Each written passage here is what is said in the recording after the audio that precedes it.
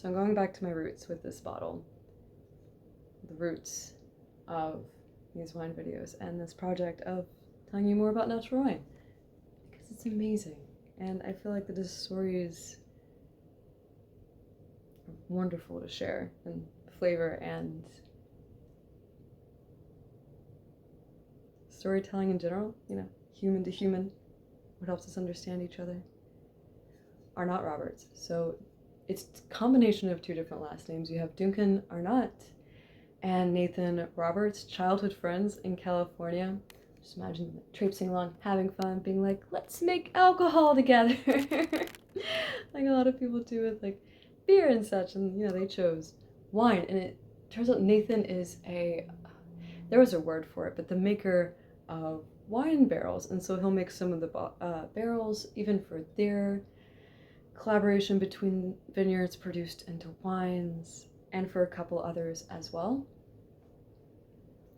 And they really like the California coast. A lot of the vineyards they seem to work with are like volcanic soils, granite soils, high elevation. Something I particularly enjoy as well is when you can really taste the soil being gripped by limestone. Really beautiful way. This rosé has a grape they talk about quite a bit on their website. It's originated in Portugal.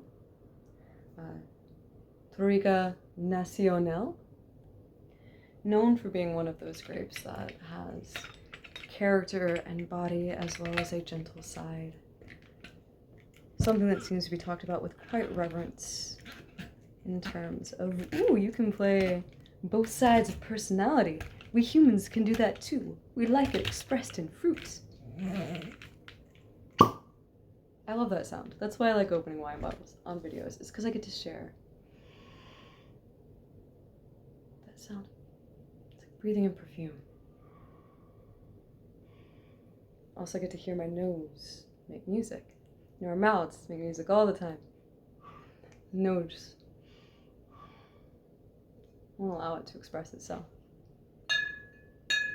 So from what I was reading, they originally with the rosé went very much with the touriga nacional, like 100% in a volcanic zone up in Northern California. And they found a couple of other grapes throughout the vineyards that they played with in rosé. There's a Trincaderia, could be mispronouncing that, Grenache, which I do find to be very cool. Bodily, I seemed tasted it expressed, and very wet earth, deep berries, beautiful flavor type things.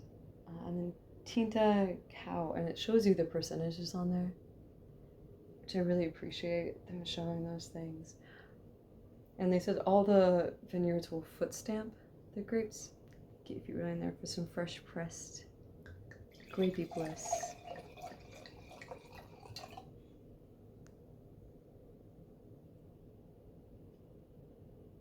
I already smell minerals floating. Maybe grounding into the depths of the wine and then floating with. I heard you're supposed to taste wine by having your nose in there and your mouth slightly open, tilted to about there. I like to play around with the whole thing.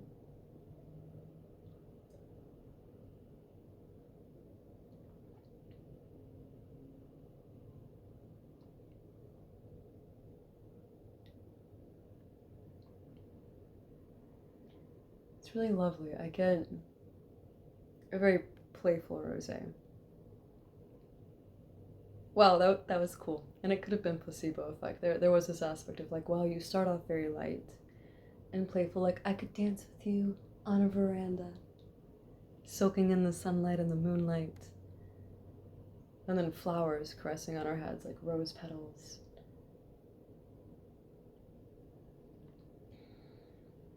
And hibiscus that turned to stone. Still float. It's like, it's a stone that is able to float in imagination wineland.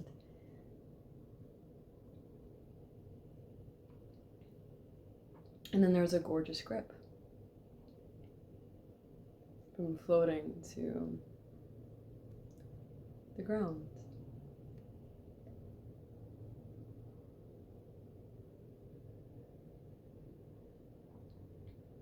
Lots of red and pink fruit. Little bits of yellow fruit as well, as the lemon is sparkling gently.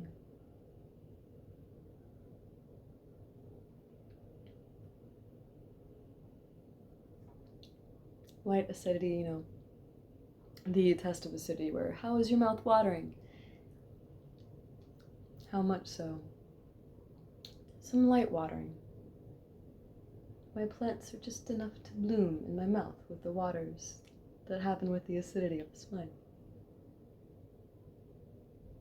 I'm not getting a ton of tannin, but enough that my tongue feels gripped rather than the whole mouth. It's fun to find out, like, do you feel like the grip has taken over your whole mouth and it will not let go? Or is it just there for a hug and then a release? This is definitely hug, release style of wine.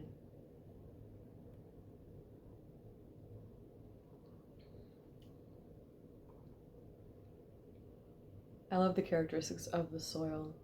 I think it was about 3 or 4 different vineyards from what I saw on the website. I would like to see if it's been updated, because a couple of these grapes were not listed whenever they had the rosé on the website. So it could be a couple of others, but sticking with granite and high elevation, I do feel a synchronicity of, even though it's different vineyards, there is some of that coastal breeze, wind between the atoms of the wine song feeling.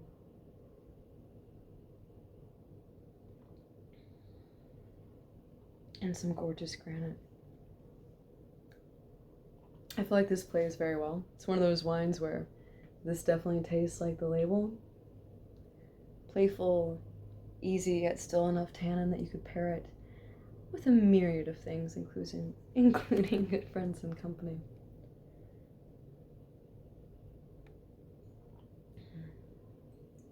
It's very beautiful. And definitely captures limestone, light fruit, rose petals. I do think there's a bit of lemon frolicking in the background. But cheers, and thank you, Arnot Roberts, for an amazing